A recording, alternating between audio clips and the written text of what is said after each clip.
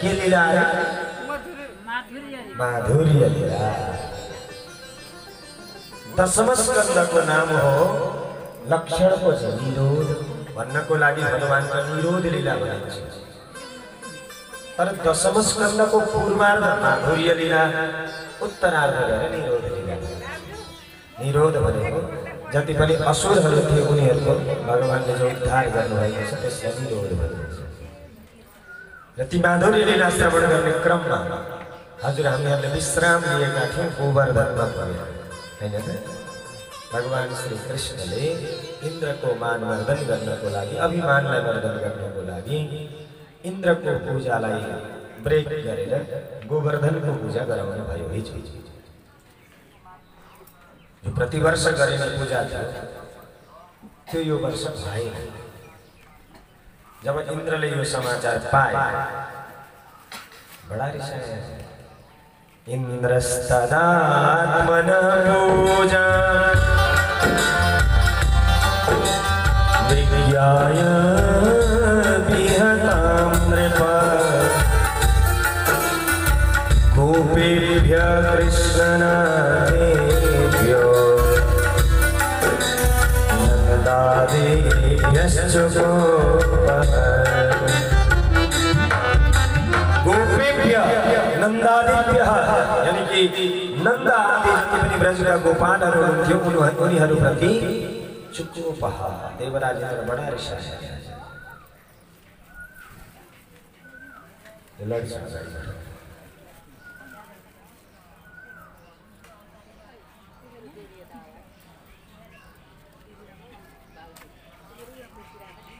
गणम संवर्तकम नाम मेघानां चान्तकारिणम। मेघ समुदाय को जो प्रलयांतकारी जो मेघ गण छ, संवर्तक नाम गरेको मेघ गणलाई देवराज इन्द्रले आज्ञा दिएछ कि गएर ब्रजलाई प्रलय गर। एउटा साधारण कृष्णको बोलीलाई इन्द्रको सोच हेर्नुलाई एकपल्ट भन्नु त फेरि राधे राधे। इन्द्रको सोच कृष्णलाई के भन्दै हुनुहुन्छ भन्दा एउटा साधारण कृष्णको बोलीलाई स्वीकारेर कि मेरो अपमान गर्ने ती गोपालहरूले कृष्णम मर्त्यम उपाश्रित्य भूपामी चक्रुहेलनम।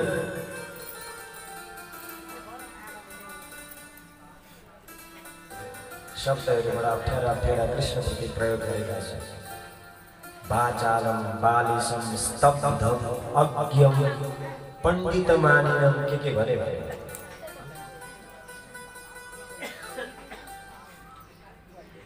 धुनुता श्रीमदस्तम्भम पशु नयत संक्षेप्ति।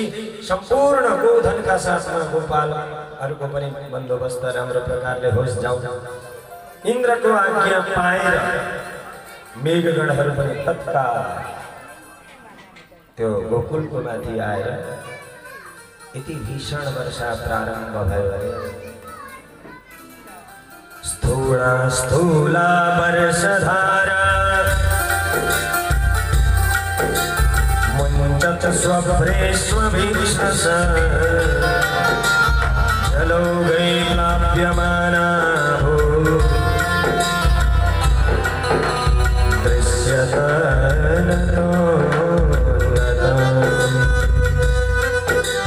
जलौघै प्लाव्यमानाहुर्नादृश्यतनतोन्नत। स्थूला स्थूला मानो हात्तीका सूँड जस्ता धारा माथिबाट बर्सिन थाले। अब त हेर्दा हेर्दै हेर्दा हेर्दै जलतुम्बी जस्तो त्यो सुकेको लौको हुन्छ नि चिचिङ्गो, पानीमा कसरी माथि उत्रिन्छ त्यसरी नै माथि उत्रिन थाल्यो अरे ब्रजका त्यो सरसामाहरू। भयभीत भए गोपा गोप्यश्च सीतार्थः गोविन्द शरणम ययु। गोविन्द भगवानको शरणागतिलाई स्वीकार गरे उनीहरूले, गए शरणागत भएर गए। भगवान श्री कृष्णले पनि आफ्ना शरणागत भक्तको सुरक्षा दिन्छु भनेर जो वचन दिनुभएको छ, उहाँले पनि एउटा व्रत राख्नु भएको छ अरे। हजुर हामी जस्तै व्रत भनेको प्रतिज्ञा है। कस्तो प्रतिज्ञा भन्दाखेरि मेरा शरणागतिलाई स्वीकार गरेर जो आउँछ उनीहरूको म सुरक्षा गर्नेछु, योगक्षेमम वहाम्यहम् भनेको छ। धेरै सकृत एव प्रपन्न तवास्मीति च याचते, जसले जीवनमा आएर एकपल्ट पनि शरणागतिलाई स्वीकार गर्यो तवास्मी भन्ने थियो। के भन्नु अरे एउटा न एउटा ग्रुप चाहिँ चाहिन्छ, धेरै पछि हुँदैन। तवास्मी यानी कि प्रभु म हजुरको अभयम सर्वभूतेभ्यो ददामि तद्व्रतम मम, एतद् मम व्रतम, यो मेरो व्रत हो कि सम्पूर्ण प्राणीहरूद्वारा त्यो भक्तलाई म अभयदान दिन्छु भन्नुभएको थियो। तसर्थ सम्पूर्ण ब्रजवासीहरूलाई सुरक्षा दिनको निमित्त आज भगवान श्री कृष्णले त्यही गोवर्धनलाई धारण गर्नु पर्वतलाई। कति मिलेको छ। त्यति बेला भगवानको उमेर रहेछ 7 वर्ष। त्यो गोवर्धनको एरिया रहेछ 7 कोश। कति दिनसम्म धारण गर्नुभयो होला? 7 दिनसम्म। 7 वर्षको कृष्णले 7 कोशको पर्वतलाई 7 दिनसम्म धारण। बलरामजी उहाँ सहयोगी बन्नुभयो, आफ्नो शेष रूपमा परिणत भएर वरिपरि कुण्डली मारेर बाहिरको जलभित्र आउन दिनुभयो। सुदर्शन चक्र जसले गोवर्धनको पहाडमाथि सिधा वर्षात हुन दिनु भएन, रोकिदिनु भयो। अगस्त्य ऋषिले बाहिर आएको जलपान गरिदिनु भयो। 7 दिनसम्म वर्षा गर्दाखेरि पनि ब्रजमा कुनै प्रकारको केही समस्या हुन पाएन। जहाँ वर्षात समाप्त भयो, बन्द भयो, सम्पूर्ण ब्रजवासीहरूलाई बाहिर निकाल्नुभयो र स्वयं भगवान पनि आफू बाहिरिनुभयो। त्यो पर्वतलाई स्वस्थानमा स्थापित गरिदिनु। भगवान अपितम शैलम स्वस्थाने पूर्ववद्रभो पश्यतां सर्वभूतानां स्थापयामास लीलया। लीलया बड़ा साधारण तरिका पूर्ववत स्थापयामास, त्यो पर्वतलाई जसरी उठाइएको थियो त्यसरी नै सरलतापूर्वक राखिदियो। यो घटनाले ब्रजवासीहरूलाई पुनः सशंकित गरायो कि हो न हो कृष्ण साधारण होइन, यो त भगवान। किन भगवानको लीला यत्रो 7 कोशको पर्वत एउटा बालकले त्यो पनि भनिएको छ, नख पर गिरिवर लीनो धार। औँलो पनि होइन अरे, नङमा धारण गरे। कसरी सम्भव हो? सम्भव होइन, यो त भगवान हो। नन्द बाबालाई सोधेको पनि छ कि नन्द बाबा तपाईँ नढाँटी हामीहरूलाई यो कुरा खोलेर भन्नुहोस् त, तपाईँको छोरो हो कि होइन? नन्द बाबाले पनि भनिदिनु, मेरो छोरो नभएर के अधिकारीको छोरो हो? छोरो मेरो हो कि हेर गोपालहरू हो। श्रूयतां मे वचो गोपाल हेतु शङ्का च भूर्भगे हीनं कुमारम् उद्देश्य गर्भो मे यदुवाचः। इसको निवारण गर्ने वाले गुरुजीले त्यति बेलै भनेका थियो कि यस्ता यस्ता कर्म गर्ने छ यो कि नारायण समूह गुण, भगवान नारायणको जस्तै गुणयुक्त हुनेछ। सबै कुरा जो ज्ञानी छन् उनीहरूले जान्दछन्, जो अज्ञानी छन् उनीहरूले जान्न सक्दैनन् है। यो साधारण बालक होइन है भनेको छ। शङ्का भगवानले कहिले पनि म भगवान हो मेरो पूजा गर भनेर आफूले आफूलाई ब्रजमा प्रस्तुत गर्नु भएन। म त साधारण, जस्तो तिमीहरू हो त्यस्तै म। यसरी नै उहाँहरूले किन यो कृष्ण लीला भनेकै बडा सरल लीला, सजिलो सरल भक्तहरूका लागि आनन्ददायी लीला हो नि त। अनि कृष्ण जहाँ भगवान बनेर बसिरहेको हुनुहुन्थ्यो भने सायद यति आनन्दमय यो लीला सम्भव थिएन। किन? विशिष्ट व्यक्तिको आसन आचरण सोच विचार बोलीचालीकै हिसाबको हुन्छ। तर साधारण सबैमा घुलमिल हुन त साधारण नै भइनुपर्छ नि। गोवर्धने धृते शैल आसाराद रक्षिते प्रजे गोलोकात् आव्रजत् कृष्णम्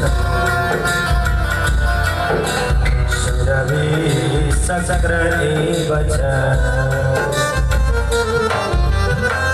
देवराज इन्द्रलाई पनि आफ्नो गल्तीको अनुभूति भयो। क्षमा याचना गर्नको लागि दिव्य गोलोक धामबाट सुरभि नाम गरेकी गौ माताको साथमा भगवान श्री कृष्ण प्रति क्षमा याचना गर्न आउनुभयो। आएर विचित्र स्तुति गर्नुभयो, प्रार्थना गर्नुभयो। विशुद्ध सत्त्वं तव धाम शान्तं तपोमयं ध्वस्तरजस्तमस्कम् मायामयोऽयं गुणसम्प्रभावो न विद्यते ते ग्रहणानुबन्धः। हे प्रभु, मैले चिन्हमा गल्ती गरेछु, मैले बुझिरहेछु। तब धामनम विशुद्धम, हजुरको धाम भनेको त विशुद्ध हो। यो जति जे लीला गर्दै हुनुहुन्छ यो त मायायुक्त भएर गर्दै हुनुहुन्छ। मबाट गल्ती भएछ। नमस्तुभ्यं भगवते पुरुषाय महात्मने वासुदेवाय कृष्णाय सात्वतां पतये नमः इत्यादि शब्दहरूद्वारा क्षमा याचना पूर्वक जब नतमस्तक भए देवराज इन्द्र, भगवान श्री कृष्णले भन्नुभयो कि इन्द्र, तिमीभित्र जो अभिमान आएको थियो त्यो अभिमानको निवारण गर्नको लागि मैले यो लीला रचेको हुँ।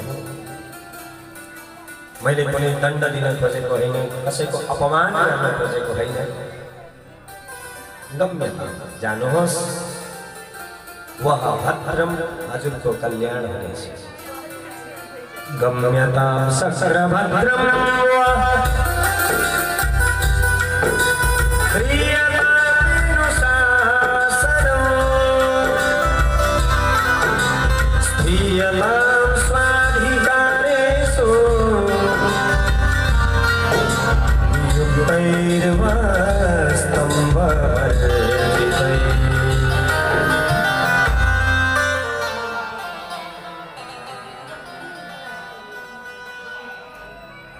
अनुशासनम स्थिरता।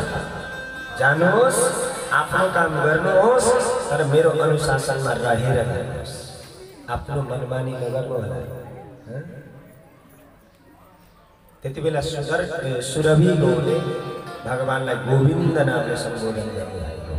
गोविन्द नाम यति बेला दिएको सुरभि गाईद्वारा। बोलो गोविन्द भगवानको।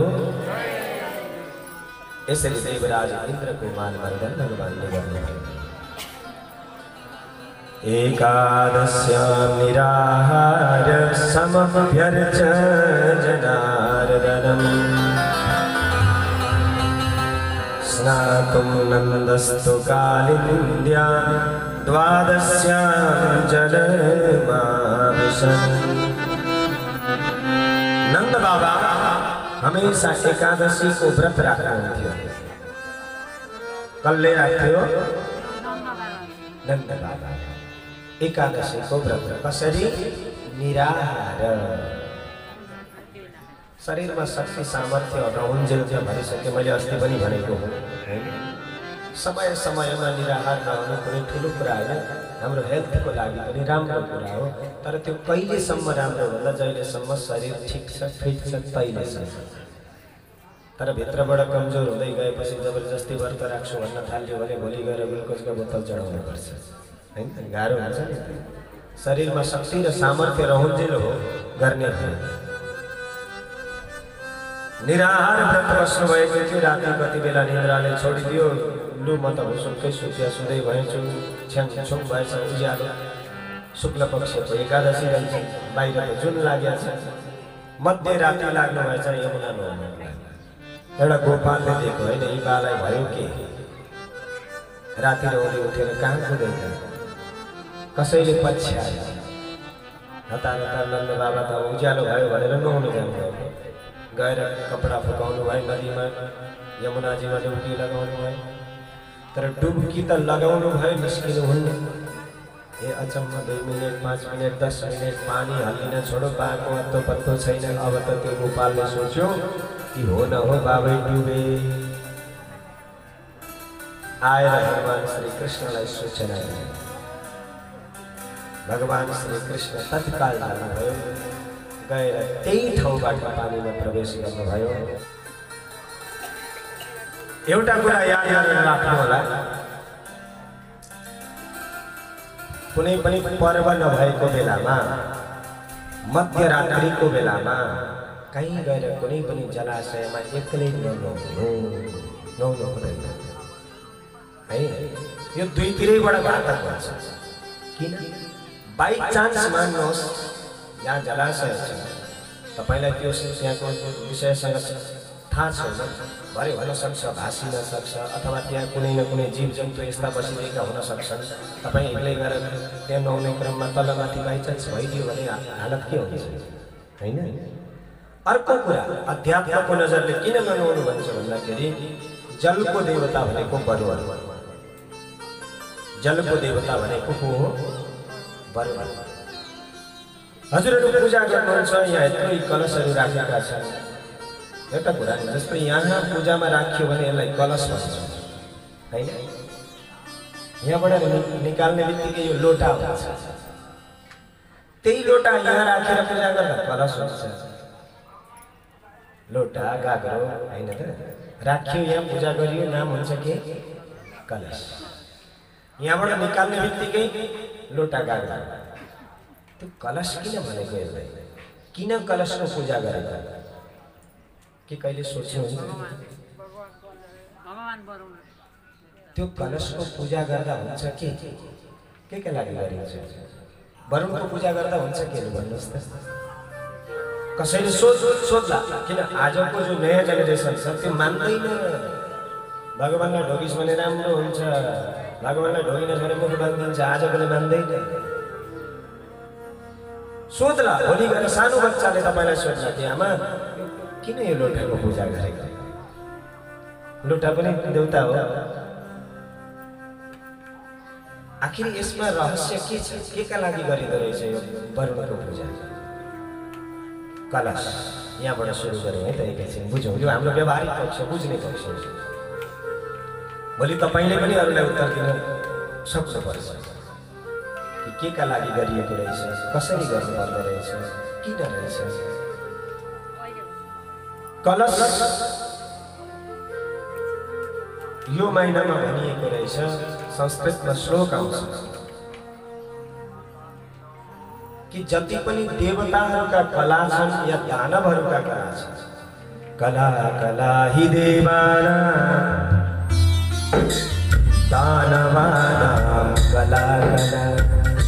कला भनेको अंश है। देवताको जति पनि अंश छन् या दानवहरूका जति पनि अंश छन्, ती सम्पूर्ण अंशहरूलाई हामीले यहाँ आवाहन गरेको हुन्छ। आवाहनको मतलब बोलाइएको हुन्छ, स्थापित गरेको हुन्छ मन्त्रद्वारा। ती सम्पूर्ण कलाहरू मिश्रित भएर यो मूल स्वरूप भएको कारणले यसलाई भनिँदो रहेछ कलश। सजिलो अर्थ, यो सानो पात्रमा धेरै सङ्ख्यामा देवताहरू, नदीहरू, तीर्थहरू आवाहित गरेर राखेको हुन्छौँ हामीहरूले। आवाहित यानि कि इन्भाइट गरेर बोलाएर राखेका हुन्छौँ। पात्र सानो छ तर पूजा गर्ने मन्त्रले के भन्छ? कलशस्य मुखे विष्णु कण्ठे रुद्र समाश्रित मूले तस्य स्थितो ब्रह्मा मध्ये मातृगणाश्रितलाई लक्ष्मी हुनुहुन्छ यहाँ आएका।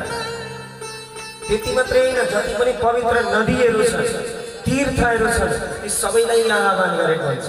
अनि त्यत्रोजना लडाइँ झगडा नगरी बस्नुहुन्छ यहाँ सानो ठाउँमा। धेरै भिडभाड भइदियो भने त ठेलमठेल होला, कसैको विचार नमिल्दैन, लडाइँ झगडा होइन होइन होइन। भित्र जो मूल रूपमा भरिएको छ त्यो के छ? पानी। के छ? पानी। पानी को धर्म कस्तो हो? शीतल। जहाँ शीतलता हुन्छ त्यहाँ लडाई झगडा हुन्छ त भन्नुहोस् त। लडाई झगडा कहाँ हुन्छ? जहाँ तातिन्छ अनि लडाई झगडा हुन्छ। र जहाँ शीतलता छ त्यहाँ लडाई झगडा सम्भवै छैन।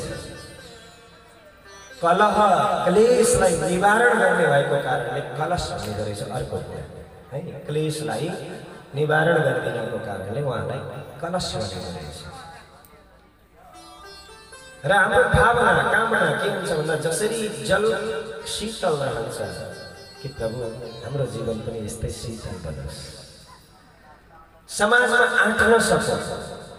जसरी यो सानो पात्रमा धेरै देवी देवता तीर्थहरूलाई हामीले अटाएर राखेका छौँ तर पनि शान्त भएर बस्नु भएको छ, हाम्रो जीवन पनि त्यस्तै शान्तमय बितोस्।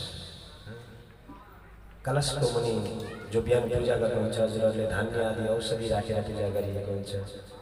यानी कि बेस जग नीम हाम्रो अन्नपूर्णाको स्रोत घर भण्डार भरिरहनु। जलयुक्त घडा त्यस्तै मेरो जीवन रहोस्, शान्त रहोस्।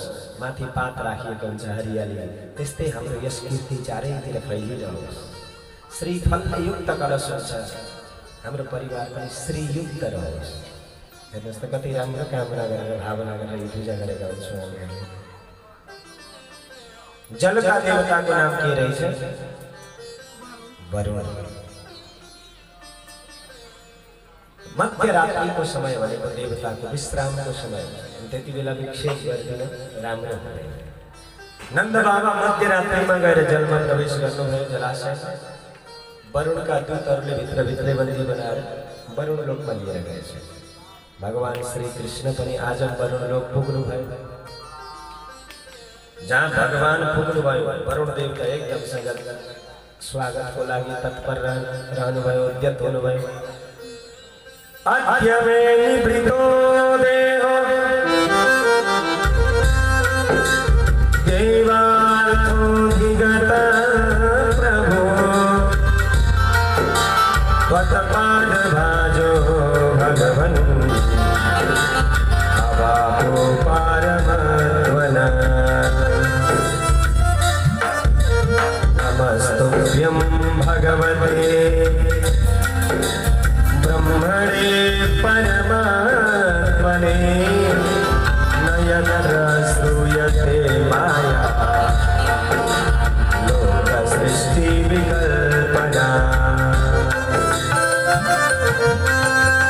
हे प्रभु आज हजुरले मलाई धन्य बनाइदिनु भयो, पुण्यमय मेरो लोक पवित्र गराइदिनु भयो। तुभ्यं भगवते नमः। हजुरलाई मेरो बार बार नमस्कार छ। भगवानले भन्नुभयो मलाई त नमस्कार प्रणाम गर्दै खुसी प्रकट गर्दैछु, अनि मेरा बालाई मुख थुनेर लडाएका छौ बाँधेर, यो पारा के हो? प्रभु गल्ती भयो, त्यो पनि मैले होइन, मेरो कुनै अज्ञानी सेवकले यो कार्य गर्यो। अब मेरा सेवकले काम बिगार्यो भनेपछि त जिम्मेवारी मेरै भन्छ। त्यो अर्थमा म हात जोड्छु, तर जानेर होइन प्रभु। अजानता मामकीन मूढेन कार्यवेदिना आनीतोऽयं तव पिता तद्भवान् शन्तुमर्हसि। मामकेन वो मेरो सेवक हो, तर अजानता नजानेर यो कर्म गर्यो होला। तब पिता आनित ल्याइयो, उसको तर्फबाट पनि म माफी माग्छु प्रभु। क्षन्तुम अर्हसि, हजुरले पक्कै पनि मलाई क्षमा गरिदिनु हुनेछ। यसरी जब क्षमा याचना पूर्वक नन्द बाबालाई बन्धन मुक्त गरियो, अब त विविध वस्त्र आभूषणद्वारा उहाँको पनि सम्मान भयो अरे वरुण लोकमा। नन्द बाबा दुवै वरुण लोकबाट विदा भएर पिता पुत्र बाहिर आउनुभयो। बाहिर पुरा भिड ब्रजमण्डल तयार उभिएको रहेछ बगरमा। बात डुबे डुबे केटो पनि गएर हामफालोसँगै गयो। अब कहाँ गयो? राति मध्यराति उज्यालो भइसक्छ, आउँदैन। र अचानक जब कृष्ण र नन्द बाबालाई आउँदै गरेको देख्दा बडा आनन्दको वातावरण त्यहाँ सृजना भयो। कसैले नन्द बाबालाई गएर सोधेछ, होइन बा यत्रो पौडी खेल्न कहिले सिक्यो? पानी नि मध्यरात्रिमा बसेका बा बिहान उज्यालो भएपछि निस्किँदैछ। आजभोलि अक्सिजन लगाएर पनि त्यत्रो बेर बस्न सक्दैन होला सिलिन्डर लगाएर। नन्द बाबा भन्नुहुन्छ मलाई केही नसोध है, मेरो यसले काम गरेको छैन। किन के भयो हुनु के? राति आउने म त सोचेँ छ्याङछुङ उज्यालो भएछ, आएर नुहाउन बसेको थिएँ, दोडा चार चार हाते कहाँबाट आए कोनी मलाई त चुइक्क काम गर्न नदिएर अठ्याइहाले। भित्र भित्रै भित्र भित्रै तानेर सुरुङ जस्तो कता लगे लगे। बडा बडा भवन कोही 2 टाउके कोही 4 टाउके त्यस्तै हुन्छन् त्यहाँ त। अब आफ्नो त बन्द चाहिँ बोल्न दिँदैन, लगेर लडाएका थिए। कहाँबाट थाहा पायो कोनी यो कृष्णले पुगेछ। यसलाई देख्ने बित्तिकै ती फेरि सबै यसका गोडामा लडीबडी गर्न थाले। अनि जहाँ कृष्णले मेरो बाबा भनेर इसारा गरेको त आएर त मेरा पनि गोडा मोल्न थालिहाले। ए यल्लरे मल्लरे माला के लाइदै लाइदै। तर सबै थोक भयो कि त्यो कहिल्यै मन नदेखेको नसुनेको नपुगेको ठाउँ कहाँबाट पुगे। अनि यो कृष्णलाई कहाँबाट चिन्ता रहेछ नि मेरै छोरो यो। ब्रजवासीले भने नन्द बाबा तिमी पत्याउँदैन, यो जो कुरा गर्दैछौ यो साधारण कुरा होइन, 2 टाउके 4 हाते भनेको देउता हो। पानी भित्र भित्रै तिमीलाई लग्यो भनेपछि वरुण लोकमा तिमी पुग्यौ। अनि वरुणले जसको सम्मान गरे त्यो साधारण हुन सक्छ त? फेरि कुरो घुमेर कृष्णलाई भगवत्तातिर आयो। भगवानले फेरि पनि भन्नुभयो होइन म भगवान होइन। ल ठिक छ, आज एउटा कुरा गरौँ, म भगवान हुँ वा होइन त्यो कुरा छोड्दै। यदि म भगवान हुन्थेँ भने तिमीहरूको इच्छा के हो त्यो कुरा हुन चाहिँ म होइन, तर तिमीहरूको इच्छा अरू त केही होइन। कृष्ण त्यो ब्रह्मलोक सत्यलोक भन्छन्, यसो हेर्न कस्तो चाहिँ रहेछ त्यो हेर्न पाए हुन्थ्यो भन्ने हाम्रो इच्छा। भगवानले भन्नुभयो ठिक छ, म भगवान हुँ होइन त्यो कुरा छोड्देऊ। यदि तिमीहरूको इच्छा छ ब्रह्मलोक दर्शन गर्ने भने त्यो चाहिँ म पुरा गर्न सक्छु इच्छा। जसलाई ब्रह्मलोक जानु छ उनीहरू ब्रह्मकुण्डमा मसँग आऊ। वृन्दावनमा ब्रह्मकुण्ड आज लिएर जानुभयो। गएर त्यही ब्रह्मकुण्डभित्र डुब्की लगाउनु भयो। यता ब्रह्मकुण्डमा डुब्की लाउँदै गए, ब्रह्मलोकमा पुग्दै गए। तर पछि गएर त्यो उनीहरूलाई ब्रह्मलोकमा त्यो आनन्द सम्भव भएन। अब यहाँ पो कृष्णसँग खेल्ने कुद्ने होइन, हाँसी मजाक गर्ने, गाई चराउने, आफ्नो मनमर्जी गर्न पाइन्छ। त्यो ब्रह्मलोकमा गएर त अब अनुशासित भएर बस्नु पर्यो। न कोही कसैसँग बोल्छ न चाल्छ, अर्कै छ त्यहाँको त दुनियाँ, चित्त बुझेन। जब जहाँ उनीहरू ब्रह्मलोकबाट पनि अघाएको अनुभूति भयो या निशासिएको अनुभूति भयो, तत्काल भगवानले सबैलाई फेरि त्यही ब्रह्मकुण्डबाट बाहिर ल्याइदिनु भयो। ते तु ब्रह्मारहं नीता मग्ना कृष्णेन चोत्थिता ततरेषोर् ब्रह्मणो लोकम् यत्राक्रूरोऽध्यगात्मुरा। कुनै समय पहिला क्रूरजीलाई यो लोकको दर्शन गराउनु भएको रहेछ भगवानले। आज यी ब्रजवासीहरूलाई पनि दर्शन गराउनु भयो। यानी कि वृन्दावन धामको महत्व बढाउनको लागि यो लीला बीचमा ल्याइयो। अब यहाँबाट अगाडि जो 5 अध्याय हजुरहरू कथा सुन्नुहुनेछ जसलाई रास पञ्चाध्यायी भनिन्छ। के भनिन्छ? रास पञ्चाध्यायी। श्रीमद् भागवत महापुराणको 10औं स्कन्द भनेको भागवतको हृदय हो, हार्ट। र त्यसमा पनि यो जो 5 अध्याय अब जो चर्चा हुनेवाला छ यिनीहरू भनेका 5 प्राण हुन्। हाम्रो शरीरमा जसरी 5 प्राण हुन्छ त्यस्तै 5 प्राण। रास पञ्चाध्यायी यो भनेको कस्तो लीला हो त? सुन्न त हजुर हामीहरूले धेरैचोटि सुनेकै रासका कथा हैन, तर हामीहरूको सुनाइ कतिको ठिक छ? हामीहरूले के बुझ्यौँ यो रास पञ्चाध्यायी सुनेर? यो लीला भनेको कुन लीला हो? भगवानको कस्तो लीला हो? के कुनै गोपीहरूका साथमा कृष्णले गएर जङ्गलमा नाचे यो रास हो। रासले दिन खोजेको विषय हामीहरूलाई के हो? यसले के सिकाउन पर्छ? यसको शिक्षा हाम्रो लागि के छ? वास्तविक रासको स्वरूप के हो? पहिलो कुरा त यो बुझौँ कि रास भनेको के हो? रास भनेको के हो? रसानां समूहो रासः। रास शब्दको अर्थ लाग्छ यसै, रसको समूह जहाँ एकत्रित हुन्छ त्यसलाई भनिन्छ रास। कृष्ण भनेको हो परमात्मा। ध्यान दिएर सुन्नु होला है। कृष्ण भनेको को हो? परमात्मा। गोपी भनेका को हो? जीवात्मा। गोपी हो जीवात्मा, कृष्ण हो परमात्मा। जीवात्मा र परमात्माको सम्बन्ध सधैँभरि बराबर मात्रामा जबसम्म जीवित रहन्छ तब पनि रहन्छ। जीवात्माको शरीर नष्ट भए पनि त्यो जीवात्मा र परमात्माको सम्बन्ध अलग हुँदैन। यो पनि स्पष्ट बुझ्नु हुन्छ त भन्नुहोस् त? हुँदैन नि। शरीर नष्ट हुन्छ तर त्यो आत्मा र परमात्माको सम्बन्ध त नष्ट हुँदैन। जस्तो अस्ति मैले हजुरहरूलाई भनेको थिएँ घटाकाश र महाकाश। घडा फुट्छ तर त्यो भित्रको आकाश त फुट्दैन नि, त्यो महाकाशमा लिन्छ। तर यी जीवात्मा जो गोपी बनेर आए उनीहरूको स्वभाव कस्तो थियो? एक एक इन्द्रियले जसको कृष्णलाई मात्रै चाहन्छ, केवल कृष्ण, त्योभन्दा दायाँ बायाँ उनीहरूको सोच छैन। उनीहरूको मनमा कृष्ण, वचनमा कृष्ण, कर्ममा कृष्ण, सर्वत्र कृष्ण। त्यो कन्डिसनमा पुगे को ती गोपीहरू। एक जन्ममा सम्भव भएन। ध्यान दिएर सुन्नु होला है। एक जन्ममा सम्भव हुँदैन। अनेक जन्म लगायो उनीहरूले त्यहाँ पुग्न।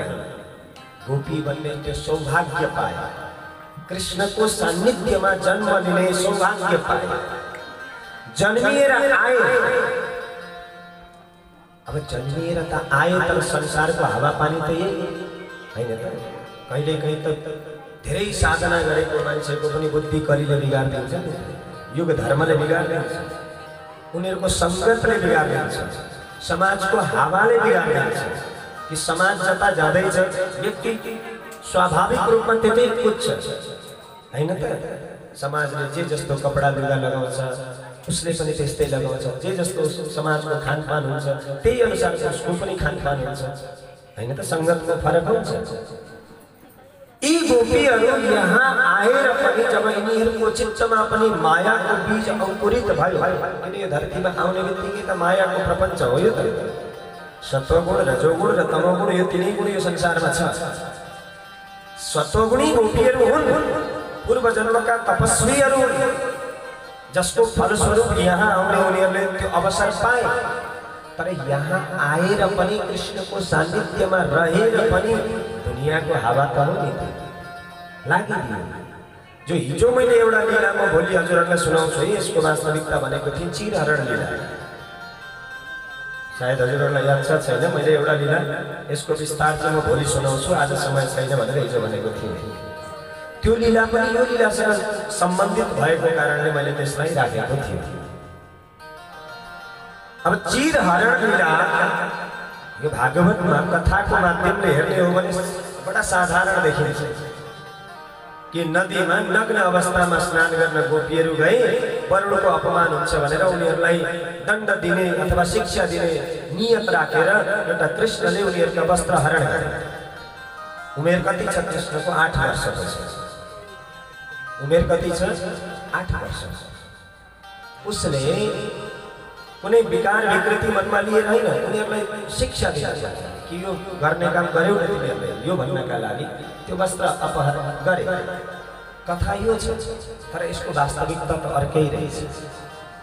यसको वास्तविकता चाहिँ के त भन्दाखेरि जो जीवात्मा यी अनेक जन्मका साधक साधना गरेर यहाँसम्म आए, अनि यहाँ आएर पनि कृष्णको सान्निध्य सामिप्य पाएर पनि जब यिनीहरूको सोचमा यिनीहरूको बुद्धिमा जब मायाको पर्दा लाग्न थाल्यो, भेद बुद्धि आउन थाल्यो, भगवानले विचार गर्नुभयो यहाँसम्मको प्रगति गरेर जीवको फेरि दुर्दशा भइदियो भने यो त राम्रो कुरा हुँदैन। यहाँ आएर पनि मायामा रुमलिएर फेरि ब्याक हुनु पर्यो भने त फेरि फर्केर यहाँसम्म आउन त फेरि जन्मौँ जन्म लाग्छ है। यत्रो जब भक्तले गर्दैछन् भने भगवानको पनि त कर्तव्य बन्छ नि, हैन? यहाँसम्म आएका यी पुण्यात्मा, यी दिव्यात्मा, यी महात्मा, यी जीवात्मा, साधारण जीवात्मा होइन नि, महात्मा हो। हेर्दा साधारण जस्तो देखिन्छ तर वास्तविक यिनीहरू साधारण छैन, असाधारण हुन्। एक एक लीलाबाट देखिन्छ यदि साधारण हुन्थे भने तिनीहरूका घर घरमा मक्खन छोड्न कृष्ण जाँदैनथे। यदि साधारण हुन्थे भने आज हजुर हाम्रो पनि त घर घरमा आउनु पर्ने हो। टाढा छैन त्यो कृष्ण, तपाईँ हाम्रो भित्रै छ, ईश्वरको रूपमा हामी भित्रै छैन। तर के कुनै दिन एक दिन भए पनि ध्यानमा हामीहरूले त्यो कृष्णलाई प्रकट गराउन सकेका छौँ त?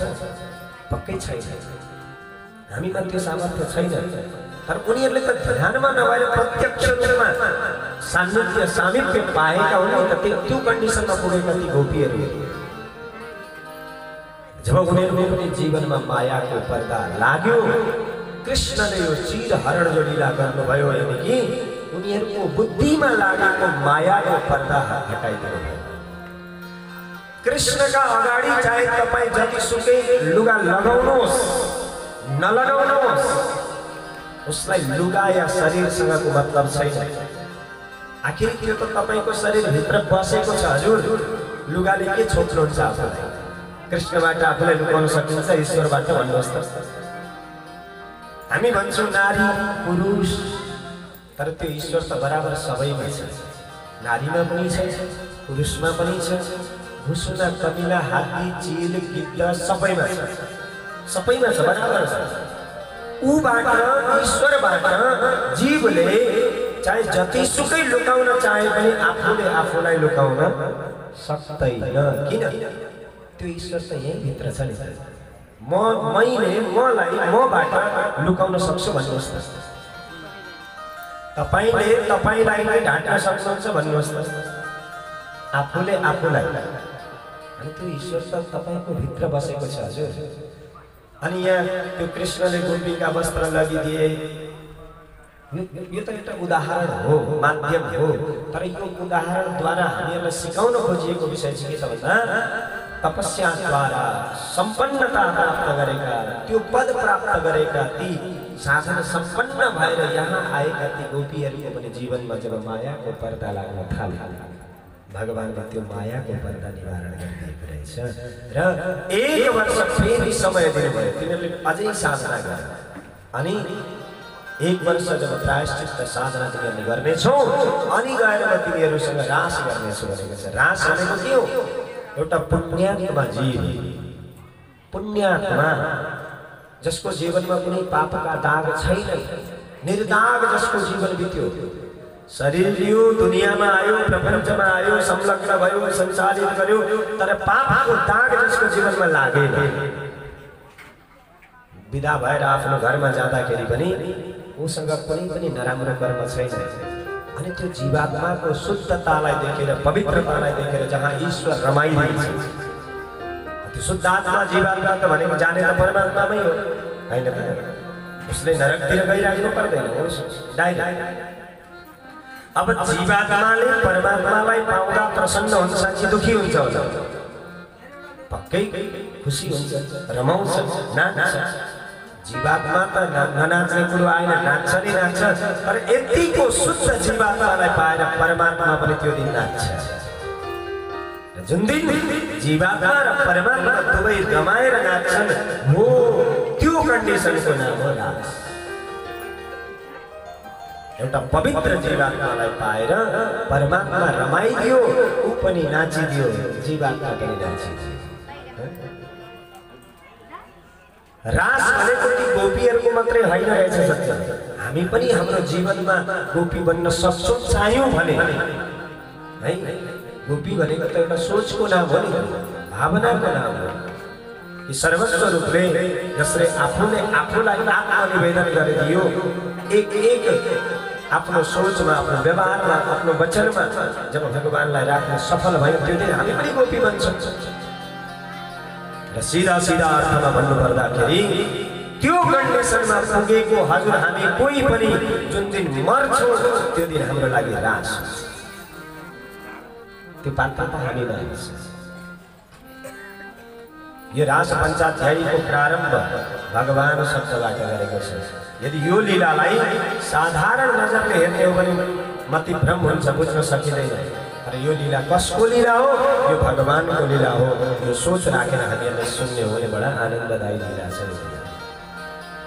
भगवान अपिता रात्रि शरदोत्फुल्ल मल्लिका चरन्तुं मनश्चक्रे योगमाया उपाश्रिता। आज योगमाया को सहारा लिएर भगवानले ती गोपीहरूलाई बाँसुरीको आवाजद्वारा बोलाउनु भयो। हिजोसम्म गोपीहरू बहाना गरेर नन्द भवनमा जान्थे कृष्ण दर्शनका लागि। कृष्णलाई मतलब थिएन, ईश्वरलाई मतलब थिएन। हिजोसम्म भक्त धाउँदै थियो, भगवानलाई मतलब थिएन। र जहाँ उनीहरू त्यो कन्डिसनमा, त्यो पदमा पुगे, आज भक्तहरू आफ्नो आफ्नो काममा व्यस्त छन्, तर भगवानले पुकार्नु हुँदैछ। प्रेम कहिले सफल हुन्छ? मैले कसैप्रति प्रेम गर्दैछु म, हैन? तर जोसँग म प्रेम गर्छु उसलाई थाहा छैन। म आफ्नो तर्फबाट गर्छु, न मैले भनेको छु, न प्रकट गरेको छु। उसलाई मतलब छैन। मतलब कसलाई छ? अहिले मलाई छ। कुनै न कुनै बहाना गरेर एकपल्ट देख्न पाए हुन्थ्यो, एकपल्ट भेट्न पाए हुन्थ्यो, उसको विषयमा सुन्न पाए हुन्थ्यो, मेरो मनमा छ। तर त्यो प्रेम सफल कुन दिन हुन्छ? जुन दिन जो प्रति म प्रेम गर्दैछु उसले पनि मेरो खोजी गर्दैछ, अनि गएर त्यो प्रेम सफल भयो नि। आज यी गोपीहरूको पनि प्रेम सफल भयो। प्रेम मैले भनेको थिएँ, भक्ति भनेको प्रेम। हिजोसम्म यी गोपीहरू भक्ति गर्थे, उनीहरू खोजी गर्थे, उनीहरू बहाना गरेर जान्थे, तर आज उनीहरू आफ्नो आफ्नो काममा छन्। आज खोजी गरे कसले? त्यो जगदीश्वर पुकार्यो। जो योग्यता पाएका गोपी थिए, आजको बाँसुरी केवल उनीहरूले सुने। जस्तो मान्नुहोस् 10 जनाको समूह छ, 10 जनामा 2टालाई छान्नु पर्ने छ।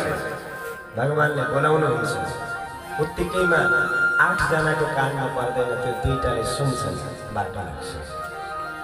भगवानको पुकार हजुर हामी भन्छौँ नि, बिमारी रुममा बसे कति बेला गए थाहै पाइँदैन। भगवानको जब बोलाउ निमन्त्रणा आउँछ नि, एकैछिन म पानी खाँदैछु, यो खाइसक्छु अनि आउँछु भन्छ कसैले? भन्नु हुन्छ? अरे मुखभित्रको पानी भित्र जान पाउँदैन। के गर्दै थियो त्यो गोपी त्यति बेला? दोहन्त्यो वियुकाश्चित् तोहं हित्वा समुत्सुका पयोधिसृत्य संयावम् अनुवास्य पराययो।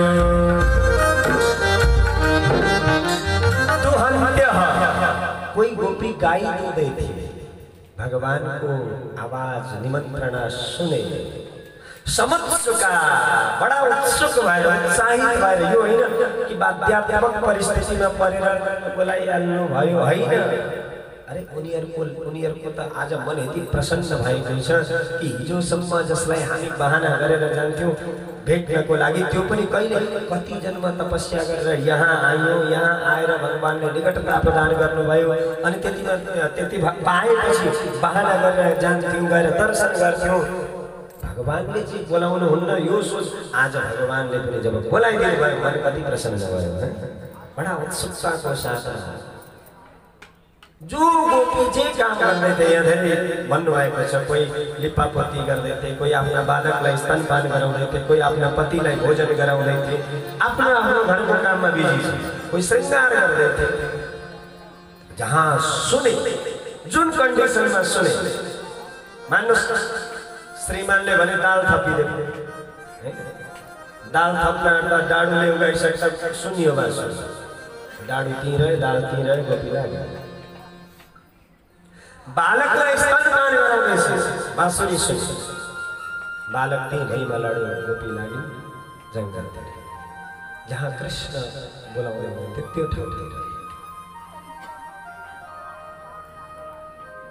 निमन्त्रणा आएपछि चाहे जो व्यक्ति जेसुकै काम गर्दै गरेको होस् हैन त कोही कोही बैंकमा बसेर सिग्नेचर गर्दै गर्दा बिदा भएर जान्छ कोही गाडीमा हिँड्दै गर्दा बिदा भएर जान्छ कोही भोजन गर्दै गर्दा बिदा भएर जान्छ कोही ओछ्यानमा थलिएरै पनि बिदा भएर जान्छ तर जति बेला निम्तो आउँछ त्यति बेला ऊ जान्छ जेसुकै यहाँ गर्दै गरेको किन नहोस् त्यसलाई म सक्छु पुरा गर्छु अनि जो लाए उसले भन्दैन एउटी गोपी जहाँ आफ्नो नाम सुनि निस्किएर जान तयार थिए भनिन्छ उसको पतिले रोक्यो श्रीमानले खबरदार राति रहँदो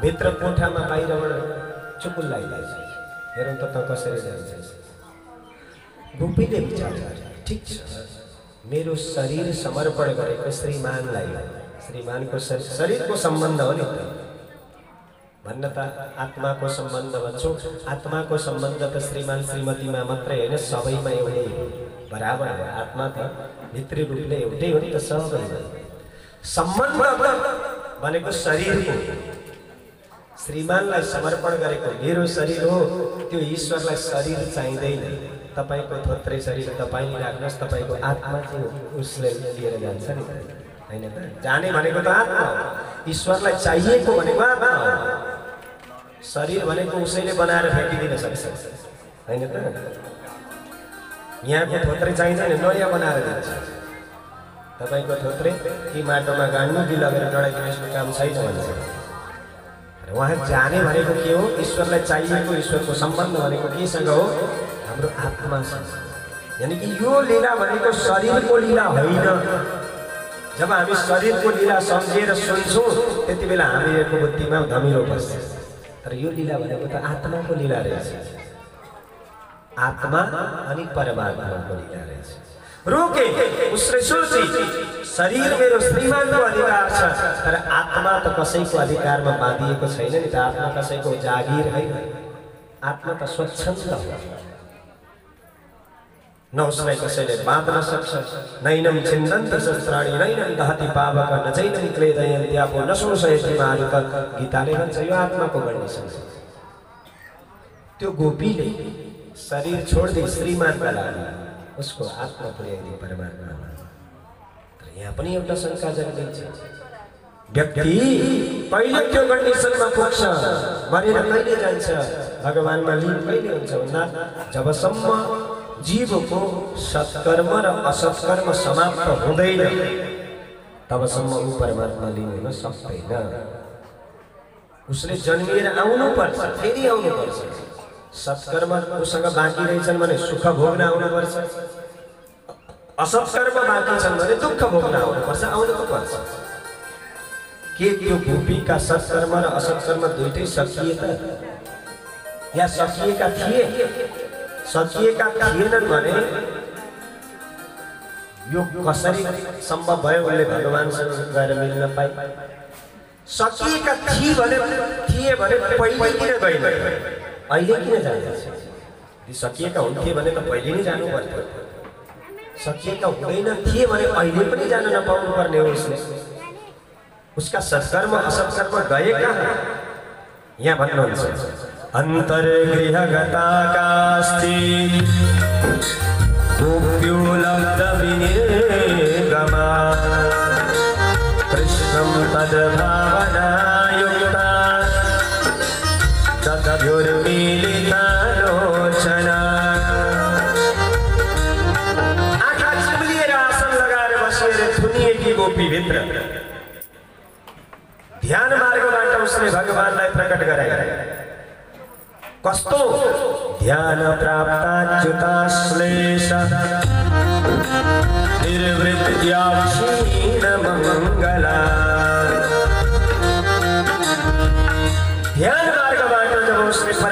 परमात्मालाई प्रकट गरी यति मनमा प्रसन्नता भयो। बाहिर व्यवधान विरोध भए तापनि अरे मनलाई सोच्न कसले रोक्न सक्छ?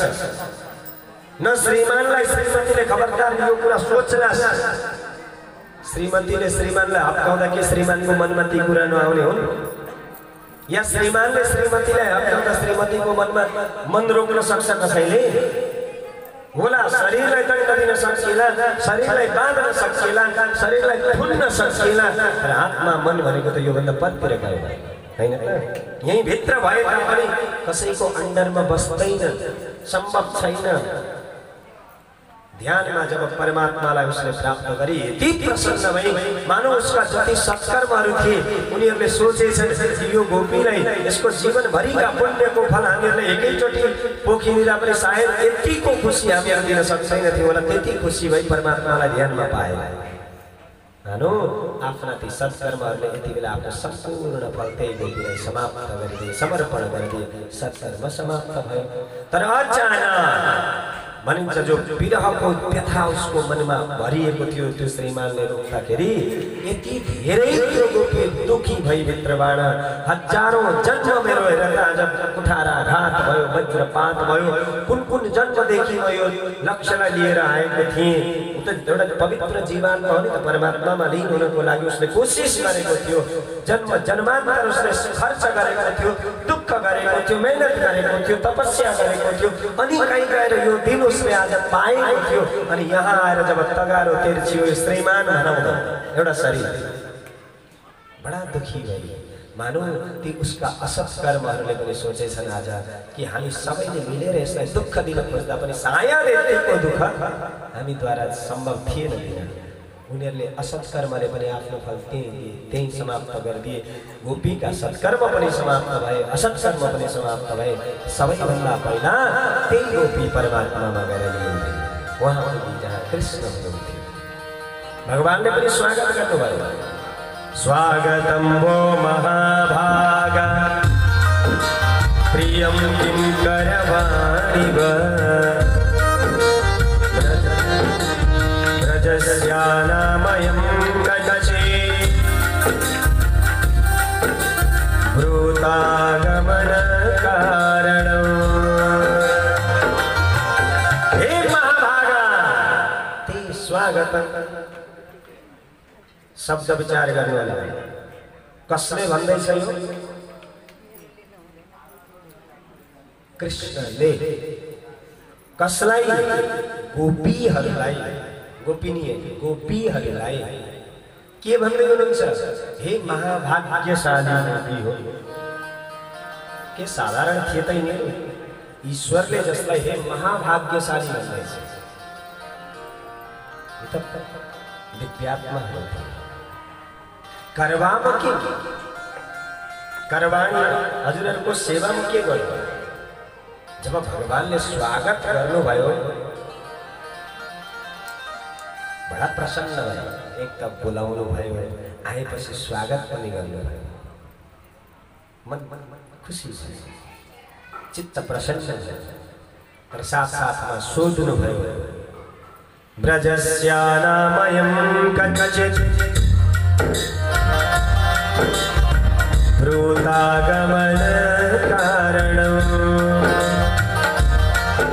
के ब्रजमा केही समस्या पर्यो या आयो किन त्यो कारण? त्यो पनि त भन्दै। पहिले त स्वागत, पहिले बोलाउनु भयो, आएपछि स्वागत गर्नुभयो, अनि अब सोच्दै हुनुहुन्छ किन आयो? बडा नमिठो लाग्यो। अझै भन्नुहुन्छ, हेर सखी, हेर गोपी हो, ईशा रजनी घोर यो रात्रिको समय भयो, डरलाग्दो समय भयो, घोर सत्वनि सेविता। यो जङ्गलमा भनेको भीषण जीव जन्तुहरू बस्छन् भनेको माना इहनस्थेय। किन? तिमीहरू स्त्री नारी हो, सुमध्यमा सुन्दरी छ। ब्रजम प्रति आला, फर्केर जाऊ। हेर तिम्रो घरमा मातरा पितरा पुत्रा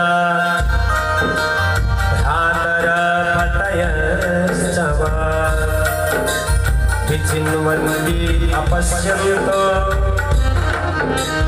मातृदेवं बन्धु साध्वसम् तिमीहरूका माता पिता तिमीहरूका सन्तान तिमीहरूका पतिहरू तिमीहरूलाई खोज्दै होला नि यति बेला घरमा उनीहरूलाई तिमीहरू यहाँ जङ्गलमा बसेर उनीहरूलाई दुःख दिने काम नगर होला तिमीहरूको मनमा भयो होला वृन्दावनको सुन्दरता हेर्ने इच्छा लाग्यो आयो किन शरद पूर्णिमाको रात्रि छ कस्तो देखिन्छ होला वृन्दावन त्यो हेर्ने इच्छा भयो आयो तर देख्यौ नि अब दृष्टम वनम कुसुमितम राकेश कररञ्जितम यमुनानी लीलोजन तरुपल्लव शोभितम यहाँको जो शोभा देख्यौ नि हेर सकियो यो वन हेर्दा जति आनन्ददायी हुन्छ भित्रबाट त्यति नै घातक डेन्जर पनि हुन्छ त्यस्ता त्यस्ता वनचर जीव जन्तु यहाँ लुकेका छिपेका हुन्छन् त्यसो हुनाले तदयातमा चिरं गोष्ठं शुश्रूषध्वं पतिं सति क्रन्दन्ति वत्साबालाश्च तान् पाययत बिचारा तिमीहरूका बाछा भोकाएर कराउँदै होला तिमीहरूकै संसार तिमीहरूलाई पर्खिएर बसेका होला आफ्नो बालकहरूको लालन पालन गर ती गाई बस्तुको सेवा गर जाऊ फर्केर जाऊ होइन तिमीहरू यसका लागि आएका होइन कोही बोल्दैन मात्र उभिएर सुन्दैछ तिमीहरू यसका लागि आएका होइन हेर गोपियो कहीँ मेरो प्रेममा परेर त आएका होइनौ अथवा मत अभिस्नेहात् भवत्यो यन्त्रिताशया मेरो स्नेहद्वारा तिमीहरू तानिएर आएका हौ कि यदि त्यस्तो हो भने पनि हेर सन्निकर्षो हि मर्त्यानाम् अनादरणकारा जति व्यक्ति निकट जाँदै जान्छ त्यति अनादरको पात्र बन्छ जति टाढा रहन्छ त्यति उसको मनमा प्रेम प्रति बनिरहन्छ सम्मान बनिरहन्छ टाढै रहेर यदि उसका ती प्रसङ्गहरू सुन्दा गुणानुवादहरू सुन्दा चर्चा परिचर्चा सुन्दा जो आनन्द हुन्छ नि निकट निकट निकट हुँदै गएपछि त उसका दोष देखा पर्न थाल्छ व्यक्ति त राम्रै हो तर अलिकति यसो रहेछ थोरै उस्तो रहेछ होइन निकट गएपछि दोष देखिन्छ बरु टाढीबाट रह्यो त्यो राम्रो हुन्छ अर्को कुरा तिमीहरू नारी हो नारीको कर्तव्य तिमीहरूलाई थाहा छ भर्तृ शुश्रूषणं स्त्रीणाम् परो धर्मो यमायया तद्बन्धूनां च कल्याण्य प्रजानां चानुपोषणम् भर्तृ शुश्रूषणं नारी को कर्तव्य हो उसको स्वामी को शुश्रूषा करना सेवा करना अमाया निस्वार्थ भाव राखेर सेवा करना ये उसको परम कर्तव्य हो परम धर्म तद बन्धुनां च कल्याण उसका बन्धु बान्धवहरूका लागि पनि यही कल्याणदायक हुन्छ चाहे श्रीमान जस्तो सुकै किन नहोस् दुस्सिलो दुर्भगो वृद्धो जडो रोगी अधनो अपि जस्तो सुकै किन नहोस् तर हेर देवी हो पति स्त्रीवीर नहातव्य छोडेर हिँड्नु हुँदैन कहिले पनि श्रवण दर्शन ध्यान मयि भावो अनुकीर्तना म मेरो कथा सुन्दा मेरो दर्शन पाउँदा मेरो ध्यान गर्दा अथवा मेरो संकीर्तन गर्दा जो आनन्द आउँछ न तथा सन्निकर्ष धेरै नजिक आयो भने सम्भव हुँदैन तसर्थ भनेको मान प्रतिज्ञा ततोपरि फर्केर जाऊ आफ्नो आफ्नो घरमा भगवानले लौकिक धर्मको शिक्षा दिनुभयो गोपीहरूलाई अस्ति मैले सुरुवातमा पहिलो दिनमा हजुरहरूलाई भनेको छु धर्म दुईटा छ एउटा छ लौकिक धर्म एउटा छ परम धर्म गोपीहरूलाई जो शिक्षा दिँदै हुनुहुन्छ कृष्णले यो के हो लौकिक धर्म हो यानी कि लोकको धर्म हो लोकको परम्परा लोकको धर्म भगवान यिनीहरूलाई लोकको धर्मको शिक्षा दिँदै हुनुहुन्छ जाऊ तिमीहरूका बालबच्चा छन् तिमीहरूका परिवार छन् तिमीहरूका माता पिता छन् तिमीहरूको पति छन् तिमीहरूका बन्धु बान्धव छन्, सेवा गर्नु तिमीहरूको दायित्व हो, तिमीहरूको कर्तव्य हो।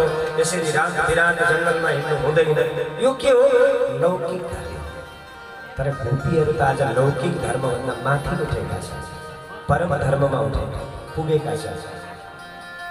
गोपीहरू भन्छन् मयेवं विभोर हाथी भवान गदितुं रसं सं संत्यज्य सर्व विषयान् तव पादमूलम्। हे विभो, हे परमात्मा, आज एउटा जीवात्माले सर्वस्व विषय वासना भोग विलास यो दुनियाँको प्रपञ्च छोडेर आफूलाई हजुरलाई समर्पण गरिदिएको छ। अनि हजुर हामीहरूको फेरि त्यही संसारकै लागि परित्याग गर्दै हुनुहुन्छ। आसमान मात्यज, हामीहरूलाई नत्याग्नुहोस् प्रभु। संसारको पति परमेश्वर बराबर हैन त? पति परमेश्वर भन्ने सुन्नु भएको छ? एकपल्ट भन्नुहोस् त राधे राधे। संसारको पति परमेश्वर बराबर। तर जहाँ परमेश्वरकै अगाडि हामीहरूले आत्मनिवेदन गरिसकेका छौँ, अनि किन त्यो बराबरतिर पठाउँदै हुनुहुन्छ? फेरि संसारकै त्यही भवबन्धनतिर किन पठाउँदै? एकपल्ट त जसो त्यो बन्धनबाट छुट्किएर फुत्किएर जसरी भए पनि आइयो, यहाँ आइपुग्यो। बार बार आइन्छ अथवा बार बार फुत्किन सकिन्छ, यो कुनै ग्यारेन्टी छ त? भन्नुहोस् त।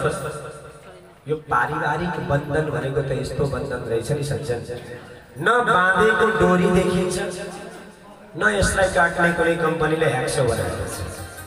यति तीव्र बन्धन बाँधिएको हुँदो रहेछ परिवार, चाहेर पनि त्यहाँबाट फुत्किन सक्दैन। गोपी भन्छ एकपल्ट जब हजुर प्रति आइपुग्ने हामी सफल भयौँ, अनि यहाँ आएको जीवात्मालाई फेरि दुनियाँको जन्जालमा पठाइदिनु भयो भने भोलिको ग्यारेन्टी छैन।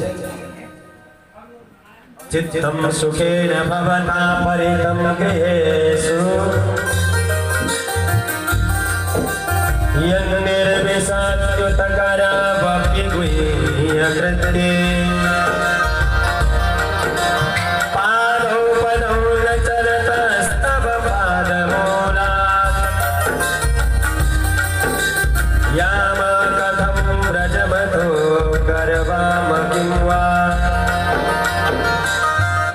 जसो तसो संसारबाट छुटकारा लिएर यहाँसम्म हामी आइपुगेका छौँ, अनि यहाँबाट फेरि संसारतिर हजुर पठाउँदै हुनुहुन्छ।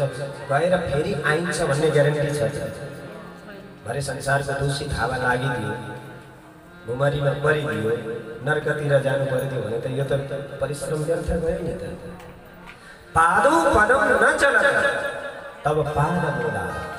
अब त एक कदम पनि यहाँबाट संसारतिर हाम्रो एक कदम अगाडि सर्दैन प्रभु। जाने कसरी? भगवानले भन्नुभयो तिमीले इच्छा मात्रै गर, योग शक्तिद्वारा सबैका घर घरमा थन्काइदिन मलाई आउँछ नि। उसलाई जहाँ पठाउन मन लाग्छ, कतिवटाकामा हो कि बरालकामा हो कि अधिकारीकामा हो कि सुवेदिकामा हो कि त्यहीँ पठाइदिन्छ माथि जा। एउटा नाम दिएर पुर्याउन त आउँछ नि त। गोपीहरू भन्नुहुन्छ करवाम किं वा, गएर गर्ने के? किन जे गर्थ्यो त्यो गरे होइन, जे गर्थ्यो त अब सम्भव हुँदैन। किन? प्रभु हाम्रो मन चित्त त हजुरसँग छ नि त, अनि शरीर मात्रै त्यहाँ भइदिएर कसरी सम्भव हुन्छ घर गर्नु? चित्तं सुखेन भवता परितं गृहेषु यन्निर्विशत्युतकरावपि गृह्यकृत्ये चित्तं भवता सुखेन अपहृतं। बाँसुरी बजाएर सुखपूर्वक आनन्दपूर्वक पहिला हाम्रो चित्त जो हरण गर्नु भएको छ, मन जो हरण गर्नु भएको छ, अनि यो शरीरले मात्रै के गर्छ? गोपीहरू तिमीहरूको इच्छा के छ? अरू त्यत्रो केही छैन प्रभु, मात्र यति हो सिञ्चाङ्गनस्त्वदधरामृतपूरकेण आशावलोककलगीतजरे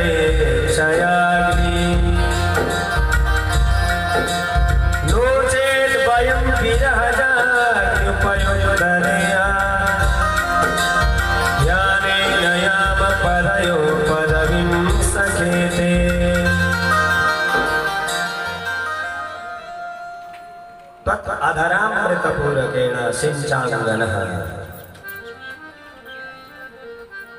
अधरामृत द्वारा अभिषिक्षित होना चाहिए। अधरामृत धरती, धरणी, धरा, पृथ्वी, पृथ्वी को अमृत धरामृत अनि धरती भन्दा बाह्य अमृत जो परमात्मा को अमृत, कृपा को अमृत, त्यसलाई भनेको रहेछ अधरामृत। दिव्यामृत द्वारा हामी हाम्रा एक एक अंग प्रत्यंग अभिषिञ्चित गर्न चाहन्छौँ। त्यो दिव्य अमृतमा हामीहरू आनन्दित बन्न चाहन्छौँ। नो चेत यदि प्रभु हैन यहाँ आएर पनि हामीहरूले त्यो दिव्यामृत प्राप्त गर्न सकेनौँ, हजुरले दिनु भएन भने के गर्छ? गर्न त के नै सक्छौँ र, तर यति चाहिँ गर्न सकिन्छ होला कि ध्यानेन याम पदयो पदविं सखेते।